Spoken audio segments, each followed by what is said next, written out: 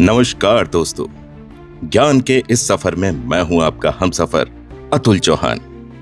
और आज हम बात करेंगे उस प्राचीन भारतीय शिक्षा की जिसने हजारों सालों से मानवता को सिखाया है कि कैसे जीवन की लड़ाइयों को साहस और धैर्य के साथ लड़ा जाए। यह कोई काल्पनिक कथा नहीं, ये हमारे पूर्वजों की जमीनी सच्चाई है। वो भी तब जब वो युद्ध के मैदान से पहले अपने मन के मैदान पर विजयी होते थे। आज का ये ज्ञान आपको ये नहीं सिखाएगा कि तलवार कैसे चलानी है, बल्कि आपको ये बताएगा कि जब जीवन आपका सर्वस्व छीन ले तब भी आप कैसे उठकर खड़े हो सकते हैं, बिना कांपे और बिना झुके। यही है धैर्य का धर्म, यही है भीतर का शौर्य, जिसे आज की भाषा में कुछ लोग स्टोइक करेज भी कहते हैं, पर जो हमारे शास्त्रों, ग्रंथों और इतिहास में बहुत पहले से मौजूद है। तो आइए शुरुआत करते हैं और समझते हैं कि साहस का असली अर्थ क्या है। लेकिन अगर अभी तक आपने मेरे चैनल ज्ञान विद चौहान को सब्सक्राइब नहीं किया तो प्लीज सब्सक्राइब कर नोटिफिकेशन बेल दबा दें, ताकि आपको इस तरह का जिंदगी बदलने वाला कंटेंट यूं ही मिलता रहे। आइए आगे बढ़ते हैं और समझते हैं साहस का असली अर्थ क्या होता है। दोस्तों, भारतीय संस्कृति में साहस का अर्थ डर का अभाव नहीं, बल्कि डर में भी धर्म के मार्ग पर टिके रहना है। भगवत गीता में अर्जुन का डर बहुत ही मानवीय था। उसने युद्ध करने से इनकार कर दिया क्योंकि उसे अपने अपनों के विरुद्ध हथियार उठाना असहनीय लगा। परंतु श्री कृष्ण ने उसे जो सिखाया वो ही असली धर्म था। कर्मण्येवाधिकारस्ते मा फलेषु कदाचन। तेरा अधिकार केवल कर्म पर है, फल पर नहीं।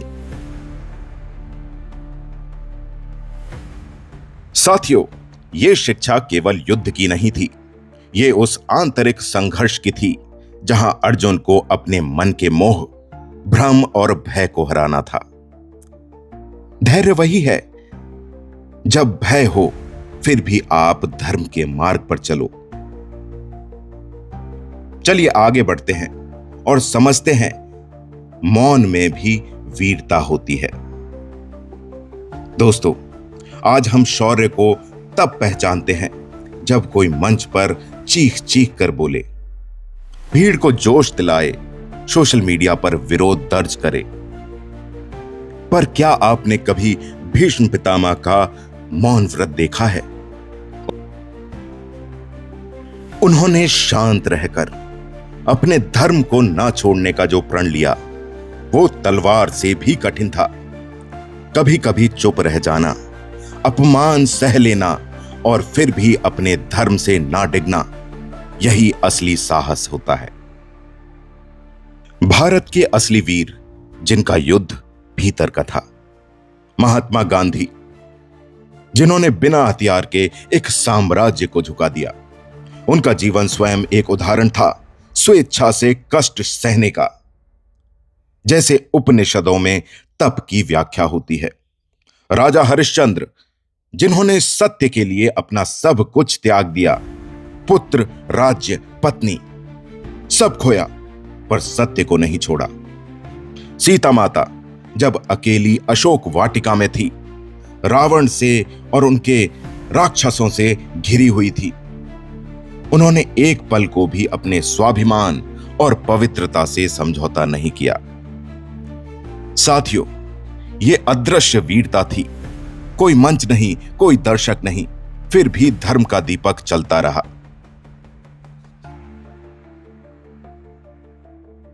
कैसे साधें ये आंतरिक धैर्य? पहला, स्वेच्छा से कष्ट को गले लगाओ। एम्ब्रेस द डिस्कंफर्ट, जैसे हमारे ऋषि मुनि करते थे। उपवास, मौन व्रत, ब्रह्मचर्य। जब आप अपनी इच्छाओं को नियंत्रित कर पाते हैं तब ही बड़े बड़े जीवन संग्रामों में डटे रह पाते हैं। दूसरी टिप है, जो सही है वही करो, चाहे कोई देखे या ना देखे। युधिष्ठिर ने असत्य के बदले वनवास को चुना। जब आप मुश्किल फैसले लेते हैं सिर्फ इसलिए क्योंकि वो सही है, तब आपके भीतर से अजेय बनने की एक भावना जागृत होती है। तीसरा, जो आपके वश में नहीं उसे स्वीकार करना सीखो।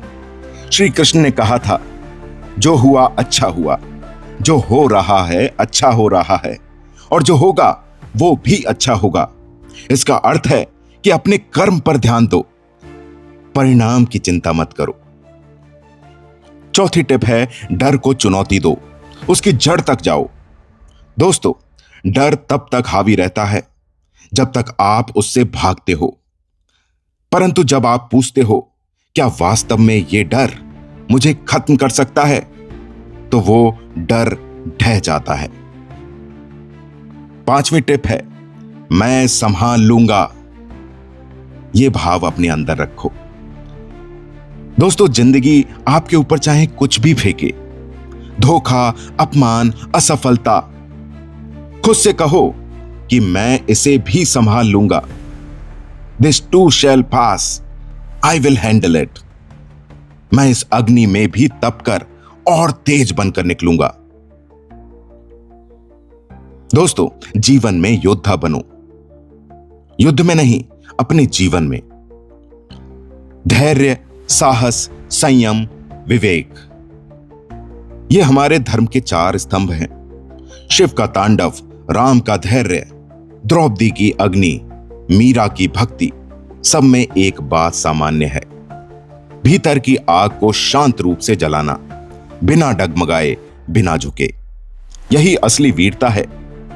आज के इस युग में जहां रोज एक नई लड़ाई है, ईएमआई का दबाव, रिश्तों में दरार, स्वास्थ्य की चिंता, तुम्हें तलवार नहीं चाहिए, तुम्हें भीतर का शौर्य योग चाहिए। तुम्हें भीतर का शौर्य योग चाहिए। और याद रखो, जब तक तुम स्वयं से नहीं हारते, तब तक संसार की कोई भी शक्ति तुम्हें पराजित नहीं कर सकती। तुम ही अर्जुन हो, तुम्हारा मन ही कुरुक्षेत्र है और तुम्हारी आत्मा ही श्री कृष्ण। अब तय तुम्हें करना है, भागोगे या अपना धर्म निभाओगे।